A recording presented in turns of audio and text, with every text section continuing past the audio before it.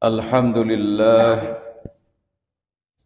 alhamdulillahi rabbil alamin.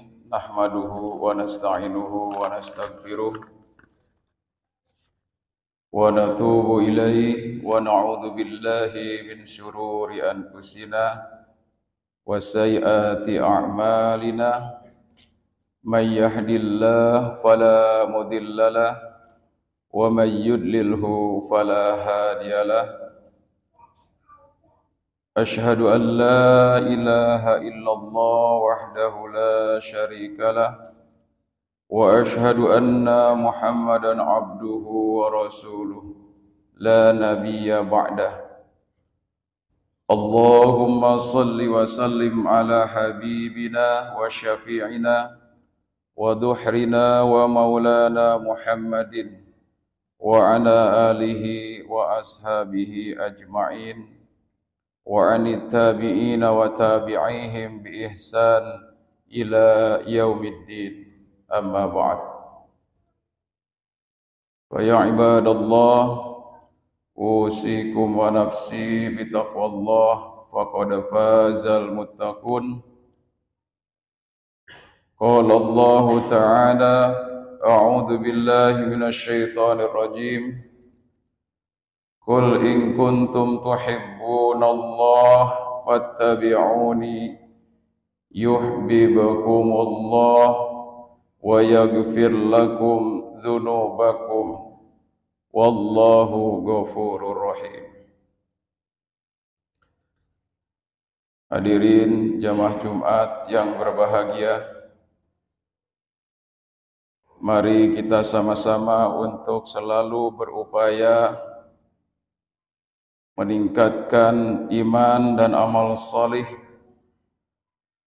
dengan melaksanakan segala apa yang diperintahkan oleh Allah Subhanahu wa taala, yaitu dengan melakukan ketaatan, kepatuhan, dan sekaligus berupaya untuk mencintai Allah Subhanahu wa taala dan Rasul-Nya di atas cintanya kepada diri sendiri dan juga kepada harta anak-anak dan juga orang tua kita.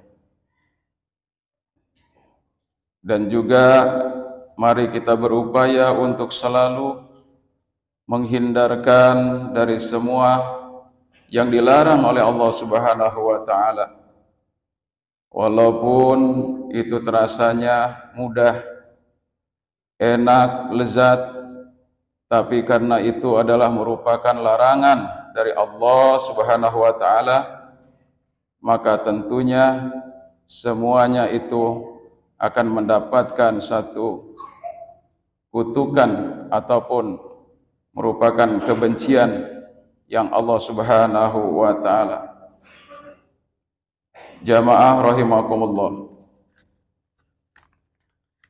bahwa setiap kita ini memiliki satu perasaan cinta. Satu cinta apapun itu diperlukan adanya satu pembuktian.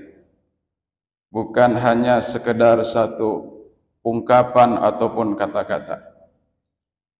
Maka oleh karenanya pembuktian rasa cinta ini sebagaimana ditunjukkan oleh Allah Subhanahu wa taala dalam Quran surat Ali Imran ayat 31. A'udzu billahi minasyaitonir rajim. Qul in kuntum tuhibbunallaha fattabi'uni yuhibbukumullah wa yaghfir lakum dzunubakum wallahu ghafurur rahim. Katakanlah ya Muhammad, jika kamu mencintai Allah, ikutilah aku, niscaya Allah mencintaimu dan mengampuni dosa-dosamu. Allah Maha Pengampun lagi Maha Penyayang. Jamaah yang berbahagia, bahwa ketika Allah Subhanahu wa taala menyatakan hal ini untuk memberikan satu keteladanan kepada manusia, terutama orang-orang yang beriman kepada Allah dan juga Rasul-Nya, bahwa bukti kita cintanya kepada Allah Subhanahu wa taala itu yang pertama adalah harus mengikuti satu pola kehidupan baginda Rasulullah Muhammad sallallahu alaihi wasallam. Mengapa demikian? Karena kita bisa tahu bahwa siapa yang menciptakan kita, siapa yang memberikan arahan ataupun petunjuk kepada kita, tiada lain adalah dari baginda Rasulullah Muhammad sallallahu alaihi wasallam. Oleh karena itu, maka pola hidup baginda Rasulullah sallallahu alaihi wasallam yang dimaksud adalah ketika Rasulullah sallallahu alaihi wasallam dalam kehidupan sehari-hari, misalnya beliau senantiasa mencari makan, menghidupkan keluarganya, yaitu dengan cara yang benar. Salah satunya adalah beliau yaitu melaksanakan tijarah ataupun jual beli, yaitu dengan cara yang halal, barangnya yang dibawa atau yang dibeli atau yang dimakan itu juga halal. Itu adalah merupakan salah satu bagaimana pola hidup baginda Rasulullah Muhammad sallallahu alaihi wasallam. Demikian juga sebagaimana ditegaskan oleh Allah dalam ayat yang lainnya bahwa wa ahallallahu al-bai'a wa harrama riba. Allah Subhanahu wa taala menghalalkan cara yaitu dengan berjual beli, dengan tijarah, yaitu melalui akad sepakat suka sama suka, dan itu tidak terjadi kedoliman di dalamnya. Maka apabila dilakukan seperti itu, maka dengan adanya saling suka menyukai, tidak ada paksaan di dalam menjual ataupun juga mendapatkan barang tersebut, maka itu sudah berarti sudah mengikuti bagaimana pola bagi Rasulullah sallallahu alaihi wasallam cara berdagangnya.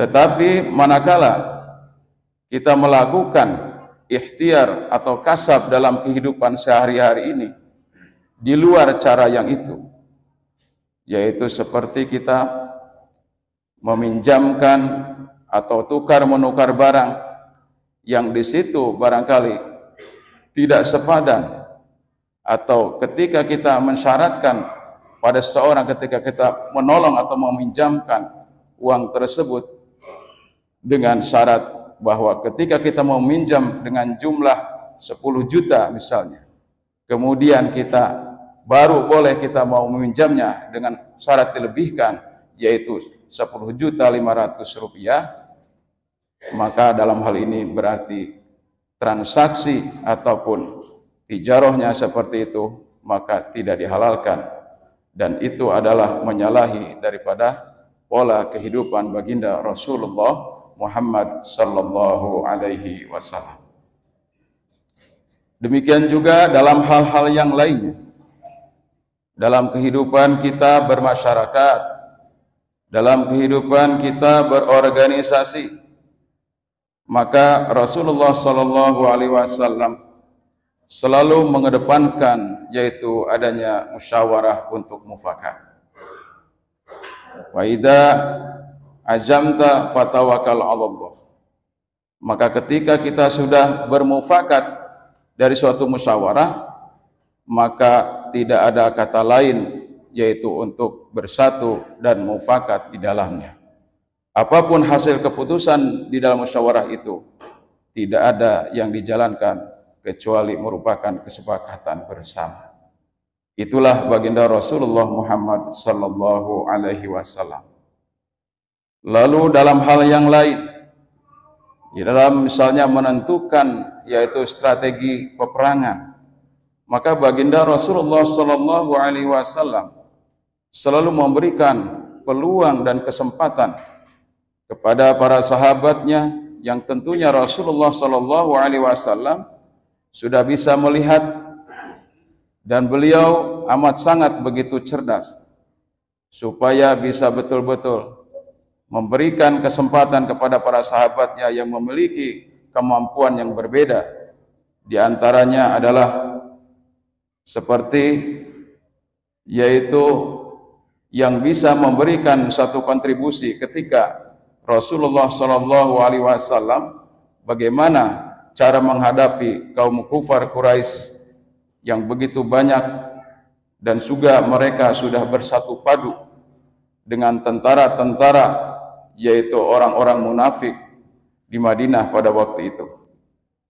Maka Salman Al-Farisi, beliau memberikan satu kontribusi pemikirannya yaitu dengan membuat kanal ataupun kandak.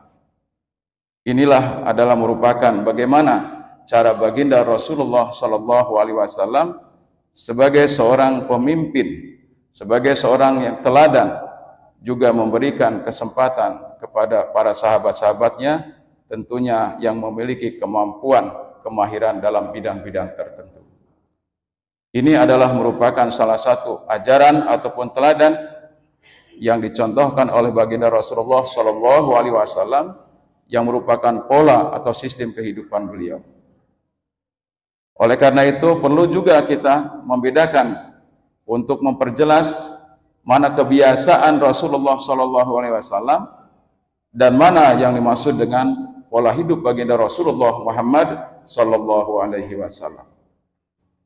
Kalau kebiasaan baginda Rasulullah Sallallahu Alaihi Wasallam seperti beliau, kebiasaan makan beliau itu adalah misalnya yang ada memang di sekitarnya itu hanya ada kurma ataupun gandum, maka barangkali di Indonesia itu adalah makan pokoknya yaitu berupa beras ataupun ada yang jagung ataupun ada yang sagu.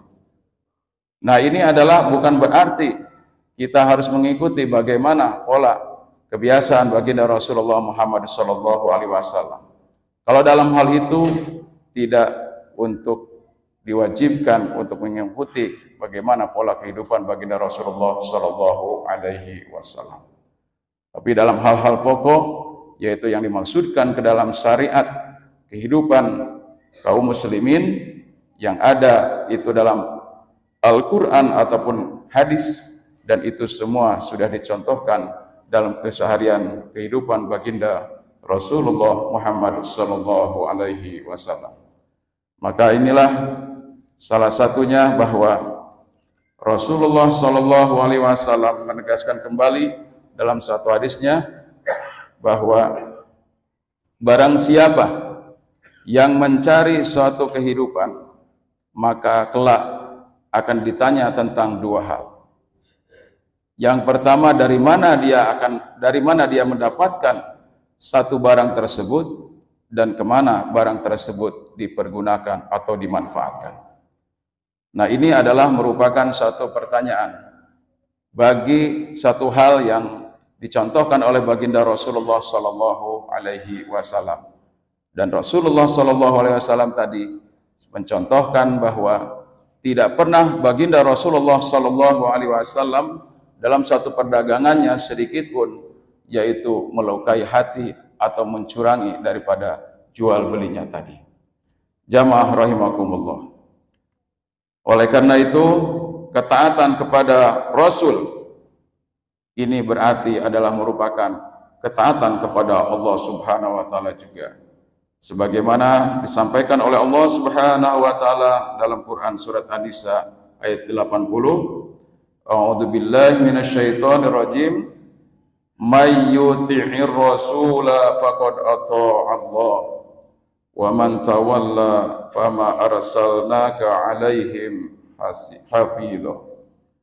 Barang siapa yang taat kepada Allah, kepada Rasul, maka sungguhlah dia sudah taat kepada Allah Subhanahu wa taala.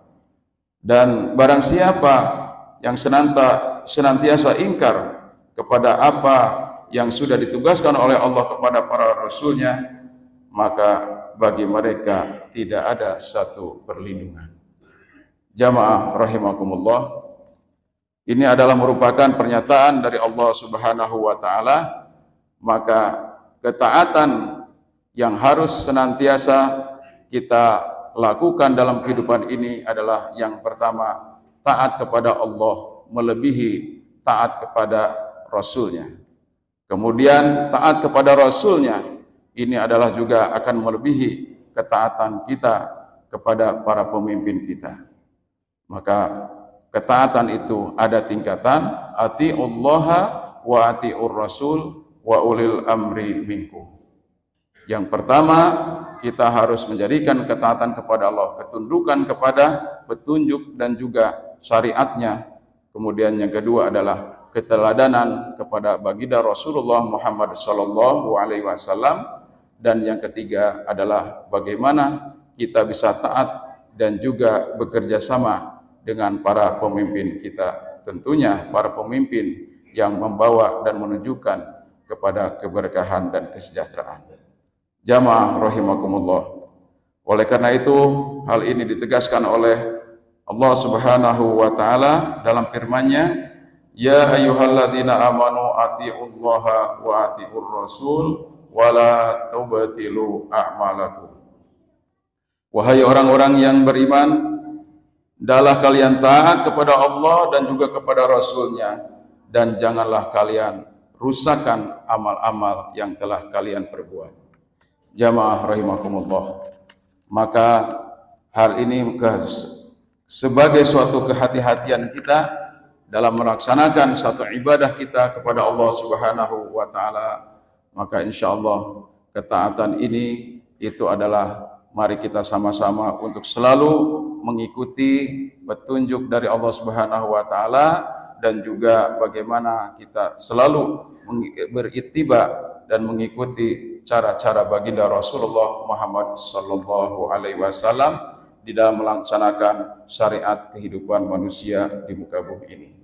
Barakallahu li wa lakum fil Qur'anil Karim wa nafa'ni wa iyyakum min ayati wa dzikril hakim wa taqabbalallahu minna wa minkum tilawatahu innahu huwal ghafurur rahim.